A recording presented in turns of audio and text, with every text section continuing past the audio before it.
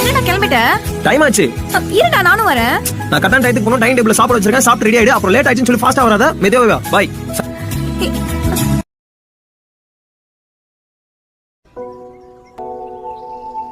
ஏன் late? Sorry sir, traffic. எனக்கு எந்த ரீசனும் தேவையில்லை. வந்து 2 days தான் ஆகுது. அதுக்குள்ள இப்படி பண்ணா என்ன அர்த்தம்?